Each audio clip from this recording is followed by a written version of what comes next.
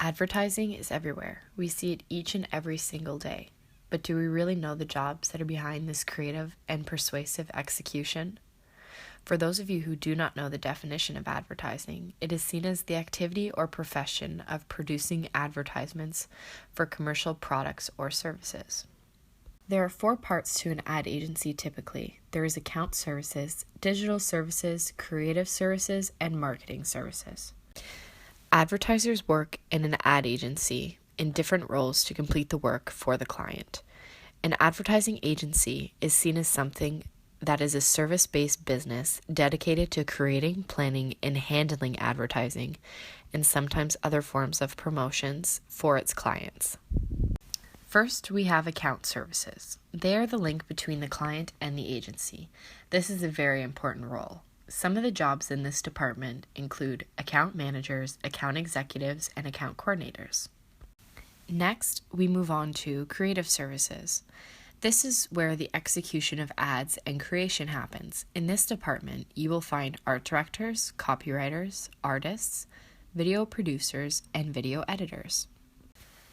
Next, we have digital services. They are responsible for web design, search engine optimization, social media management, as well as video production.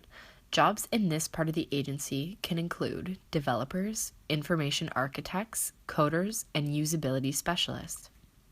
Finally, we have marketing services. They are the department that recommend and contrast media, as well as media department analyze and recommend. Jobs in this department can include media planners, media buyers, and account planners. To gain a better understanding of the many types of jobs this field has to offer, we have had the opportunity to meet with a few people in the industry and ask them a few questions about themselves, their job experience, and some suggestions for anyone interested in an advertising future.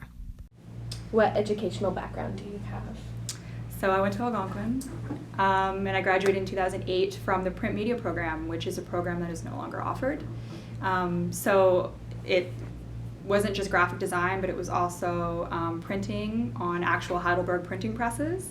We had to prepare all of our projects from start to finish, so all the plating processes, the printing, the bindery and finishing, which was great because it really gave me an idea of how to set something up properly to print, because if I screwed it up, and I would get to the presses, I couldn't print it. And it's like, oh my God, I have to start all over. And it was hours, right? So I understand now, working for a printing company, if I don't prepare it properly, the people down on the floor are gonna get really mad at me. So. What's your educational background, so the program? Yeah, I only took this program, so I'm not sure. It's advertising and marketing integrated communicate, something like that. Yeah. Okay, when I took it, it was just advertising. Mm-hmm. And this is all I have. So I came out of high school, did my 3 years here, and then went right into the industry. So funny enough, I started up when I was in high school. I did a co-op placement, and I was determined that I was destined to be in marketing, and had a funny experience, I guess the very tail end of my co-op experience. And I guess my mentor at the time, the gentleman who I reported into, made a comment and sort of made me think, oh, maybe I'm not supposed to be in marketing. So when I was going to school, I completely steered away from marketing and actually went into information systems. So I went into business information systems for 1.5 years. And I realized I am not a programmer, I am not a developer, and I should not be behind the screen. I should be out talking to people, coming up with ideas. And so I took 6 months off and then went back to Algonquin's first marketing laptop program. So I did that, and I ended up doing extremely well, and I entered in one of the marketing competitions that they had, OCMC, and actually came in first place, first in class for my category. And funny enough, one of the judges was that gentleman who steered me away from marketing back in the day. So it was really interesting to see full circle. And it was very rewarding on my end. And so that taught me one of probably the most valuable lessons that I've had in my career is very early stages, follow your gut, meaning your instincts are never going to sway you the wrong way. If you know that you're destined and you're meant to be doing something, follow it, follow your dreams and continue on that path, because no one but yourself should really be the one to decide what you should and shouldn't be doing. Okay, so what has your career path been so far? I graduated this program in 2010, sort of took the summer off, did my part-time job, didn't want to apply to some jobs, had some interviews. Ottawa's a lot of senior jobs, so then come end of August, I was like, all right, everyone's going back to school. A lot of my friends were. Time for me to get a real job. And I started applying in Toronto because they had a lot of junior positions open. I actually got a contact from a previous graduate of the program who was at OMD, and she sent me the HR contact, forwarded my resume, took a whirlwind drive up to Toronto and home in the same day to do an interview, and got the job 2 weeks later. Wow. And from there, it's sort of been quick, but not too quick. 3.5 years I stayed at OMD working on the Rogers account, with Fido sort of being my lead account for 1.5 years. Moved up the ranks a little bit, went from assistant strategist, which is the starting role, into strategist and then senior strategist. However, then at that point, I was headhunted by Ogilvy, and they wanted to hire me to be a senior media strategy lead there. In media, there's a lot of titles. They all sound the same. You're either a planner or a strategist, and some of the names are made up. They're not really cohesive. A lot of them are like, okay, we need to make you sound more senior. Senior strategist, that's great. Okay, let's go with that. And then from there, about a year later, I was promoted to media supervisor. Then they changed all the names, and then I was the media manager, and met my boss there. So at OMD, I was just traditional media, working on TV, radio, out of home and print. And then when I went to Ogilvy, it was all digital, mostly, with a little bit of other stuff. And it's sort of how the landscape is changing, especially in media. A lot of people are spending more money in digital.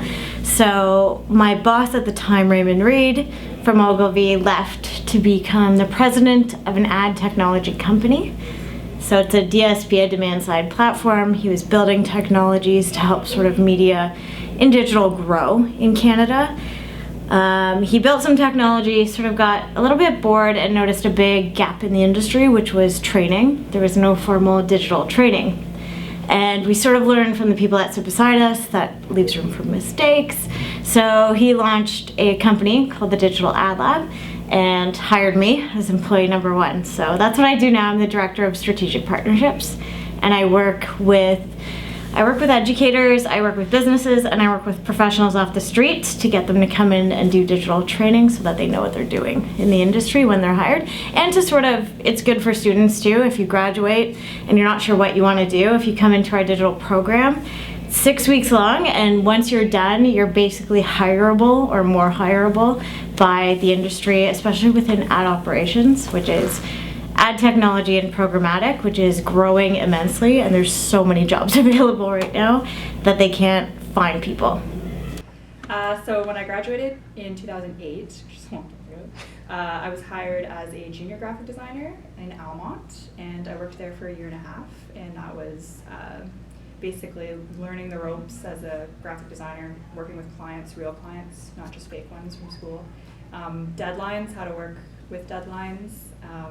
I was there, I already said 1.5 years, and then I was hired as a graphic designer at Gilmer Doctorlink, which is where I'm still working, and it's been about 6 years. So Ingrid Mesa-McDonald, manager of brand integration, and I've been with the Ottawa Senators almost 10 years. It'll be 10 years this September.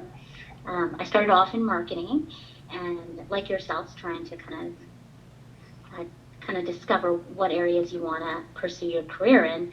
I started off in marketing as a marketing coordinator, and did a little bit of marketing like directly with clients, like client services, but then I also did building marketing, like our food and beverage marketing, our Belson's Flex marketing, and then took a look at how we integrate our brand into different programs and promotions. And then I did that for about 5 years, and then I moved over to corporate sales, still within the marketing. We were the marketing activation team, and did more focus on the activation on the client side. And so I managed a team of 8, and we were all responsible for all the activations that go to market with our clients. So we would represent like a Canadian Tire, and be an extension sort of their marketing team from a sponsorship perspective. So did a lot of the contractual fulfillment, but as well as coming up with innovative ideas for them and tying in the Senator's brand into their brand objectives. So that I did that for a little bit, and then I enjoyed the corporate sales. It was very fast paced. Client servicing is always very fast paced because one, you have multiple clients. Each client is very different. So a lot of what you're doing every day changes from day to day. And then there was a position that sort of came about on the marketing side. So I decided to pursue that. And I've been in this role now for a year.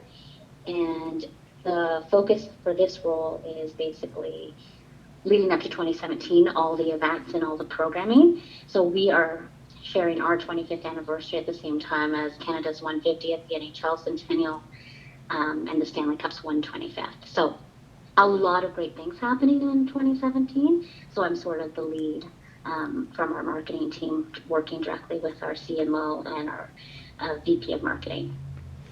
What skills and qualities would you suggest someone to work on to be successful in the industry? So I tell this to young people all the time, and it doesn't just apply to graphic designers, but specifically, I always say it doesn't always matter how creative you are. You could be the most talented person in the room creatively, but if you're not able to follow instructions, you're going to really fall into a lot of issues. I was surprised when I was in college how many talented artists that I went to school with, who I envied. I was like, oh my goodness, I wish I had this person's talent. But they were just incapable of following simple instructions that the professors laid out, and I was surprised how many of them failed simple projects. They say, build me a one-color logo, and they would do four-color because it looked nicer. And the professor would say, well, you failed, like that's not what I asked for. And they'd say, but it looks better.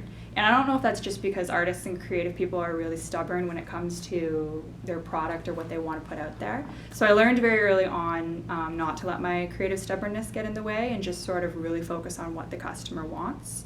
A lot of customers have branding guidelines that you really need to make sure that you fulfill, or even just branding specs when it comes to different vendors, print, online, embroidery, they all have different specs too, so you need to make sure you follow instructions carefully. If you don't do that, then you can get into a lot of trouble, especially if they send it back to you. Say you send something out to a vendor and they're like, well, that's not what we asked for, or that's not good enough, and they send it back, then you start getting charged more, so then the customer gets dinged, and then they get really mad at you. So really try to follow instructions as carefully as you can. That goes for any industry, I think, but especially in mine, for sure.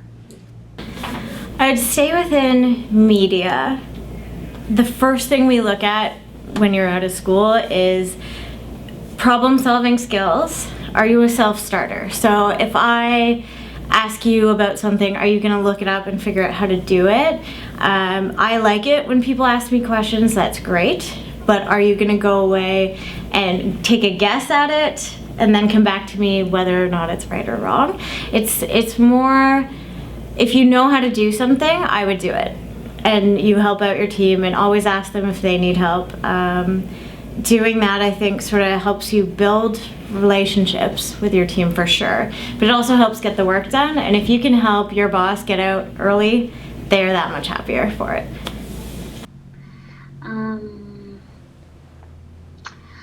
I don't know how much you're doing it now, but budgeting is something that I don't think we emphasized enough on in school, and owning marketing budgets, or just even when you're running event budgets, your ad buys.